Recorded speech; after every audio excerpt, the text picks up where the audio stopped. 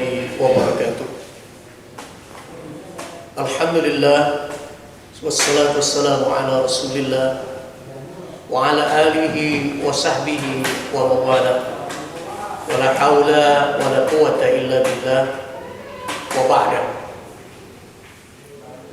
Alhamdulillah, kita panjatkan syukur kita kehadirat Allah Subhanahu wa ta'ala hingga hari ini kita masih diberikan kesehatan, kenikmatan, dan banyak karunia dari Allah Subhanahu wa ta'ala.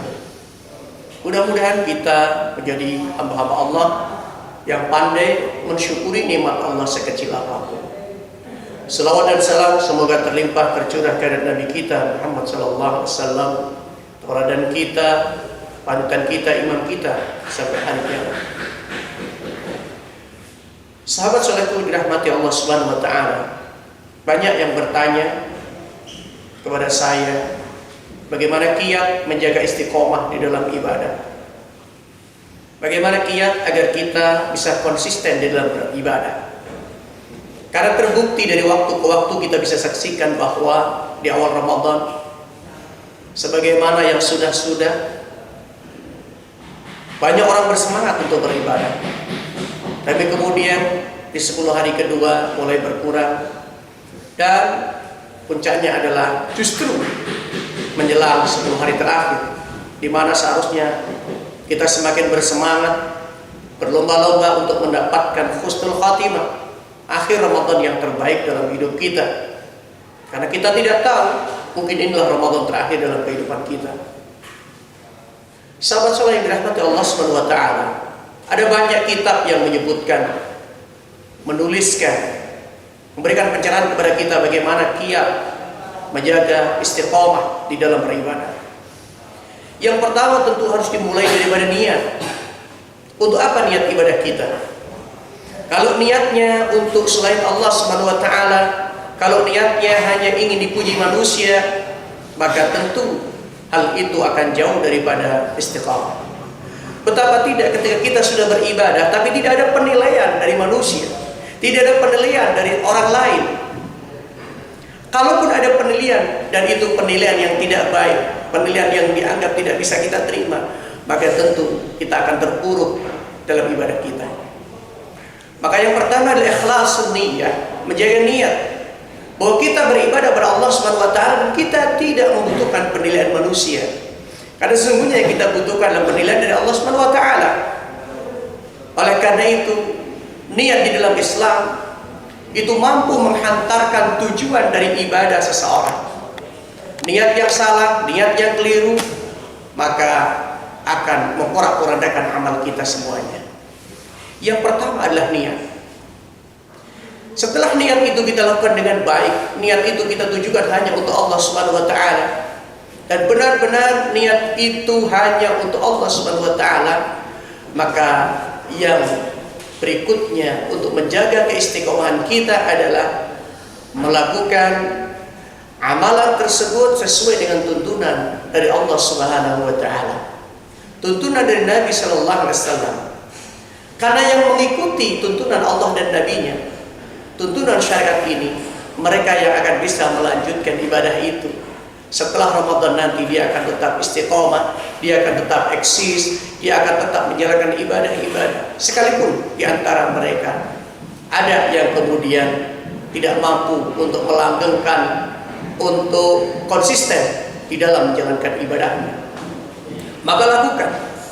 Dan jangan pernah menunda apa yang bisa kita lakukan hari ini dalam bentuk ibadah, kemudian ditunda esok hari. Jangan pernah menunda. Karena kita tidak tahu, sebab hidup kita berkejaran dengan yang namanya sakit, berlomba dengan yang namanya maut. Kemudian lakukanlah evaluasi. Yang ketiga, melakukan evaluasi, muhasabah. Setiap yang kita lakukan, kita harus lakukan muhasabah, harus lakukan evaluasi. Kenapa? Karena tujuannya adalah untuk mengetahui di mana letak kekurangan ibadah kita, di mana letak kekurangan amaliyah kita, sehingga setelah kita mengetahui, setelah kita evaluasi dan kita tahu kekurangannya, maka tugas kita adalah untuk memperbaikinya, untuk memperbaiki dengan sebaik-baiknya agar ibadah kita maksimal, agar ibadah kita, amal kita tetap konsisten, baik Ramadan ini maupun setelah Ramadan nanti. Evaluasi ini menjadi sangat penting. Oleh karena itu, setelah kita tahu dan benar-benar tahu kurangannya, maka dibutuhkan perbaikan, yaitu mujahadah. Adanya mujahadah, kesungguhan. Ibadah kalau tidak dilakukan dengan kesungguhan, mustahil kita akan mendapatkan nikmat dan manisnya ibadah kita. Oleh karena itu Allah Subhanahu wa taala menyampaikan kepada kita, walladzina jahadu fina lanahdiyannahum subulana. Allah akan berikan jalan-jalan terbaik bagi siapa? Bagi mereka yang bersungguh-sungguh, bagi mereka yang berjihad, bagi mereka yang punya komitmen di dalam beribadah, baik dalam keadaan sepi maupun dalam keadaan ramai, baik dalam keadaan sempit maupun dalam keadaan lapang. Setelah adanya mujahadah, harus punya muahadah. Apa muahadah? Buatlah perjanjian antara kita dengan Allah Subhanahu wa taala. Kita punya komitmen dan kita berjanji hanya kepada Allah Subhanahu wa taala. Misalnya, kita punya komitmen dengan Allah Subhanahu wa taala bahwa satu saja di bulan Ramadan ini ada amalan yang terlewatkan. Misalnya kita sudah memprogramkan untuk membaca Quran dalam satu harinya 1 kali khatam, kemudian kita terlewatkan, maka perjanjian itu harus ada sanksi yang disebut dengan muaqabah. Apabila amal-amal yang kita prioritaskan itu ternyata terlewatkan karena kelalaian kita, karena mungkin kemalasan kita atau kesibukan kita dengan kegiatan-kegiatan yang lain. Jadi setelah muaqabah, setelah muahadah ini harus ada muaqabah tadi. Kita harus bisa menghukum diri kita. Kalaupun hari ini terlewatkan 1 juz di dalam Al-Quran, maka hari berikutnya kita harus mampu untuk menyelesaikan 2 juz. Kalau hari ini kita terlewatkan sedekah 10.000 rupiah, maka di hari berikutnya kita harus mampu menghukum diri kita dengan melipat gandakannya menjadi sedekah 20.000 rupiah. Sahabat solehku yang dirahmati Allah Subhanahu wa taala. Dan ini semua akan membuat ibadah kita menjadi konsisten, menjadi istiqamah, baik di bulan Ramadan ini yang masih tersisa waktunya 20 hari ke depan maupun nanti setelah Ramadan. Sahabat solehku yang dirahmati Allah Subhanahu wa taala. Dan dari itu maka kita akan bisa menjaga kelanggengan ibadah kita, kesinambungan ibadah kita. Kalaupun kita puasa yang wajib ini di bulan Ramadan, maka setelah Ramadan kita tetap akan bisa menjalankan puasa-puasa sunnah, dan yang paling dekat nanti adalah puasa Syawal, 6 hari puasa Syawal setelah Idul Fitri. Kalaupun malamnya kita hidupkan dengan sholat tarawih, dengan qiyamul lail, nanti selesai Ramadan kita akan masih bisa mengamalkan qiyamul lail. Kita akan masih bisa bangun di sepertiga malam. Kita akan masih bisa berhalwat dengan Allah Subhanahu wa taala di sepertiga malam itu. Kalaupun hari-hari ini kita bisa melaksanakan sholat sunnah baik ba'diyah qabliyah, maka di luar Ramadan, selesainya Ramadan nanti kita akan bisa mengamalkannya. Kalaupun kita hari-hari ini menjadi ajwa dan nas, manusia yang paling dermawan, di bulan Ramadan kita memberi dalam keadaan sempit maupun lapang, kita berbagi, maka nanti setelah Ramadan pun kita akan bisa melaksanakan itu dengan sebaik-baiknya dan terus istiqomah. Oleh karena itu, orang-orang yang bisa istiqomah adalah orang-orang yang bisa menjaga niat, dan orang-orang yang hanya berharap rahmat dan ridho dari Allah Subhanahu wa ta'ala. Sehingga kalaupun kita lihat saat ini banyak orang yang kemudian naik turun imannya, sebagaimana yang disebutkan bahwa al-iman yazid wa yanqus, maka itu karena persoalan iman yang naik dan iman yang turun. Kita akan bisa melihat tatkala manusia imannya naik, dia benar-benar luar biasa dalam ibadahnya, dia benar-benar luar biasa dalam amalnya. Akan tetapi ketika imannya itu turun, maka kemalasan itu sangat luar biasa.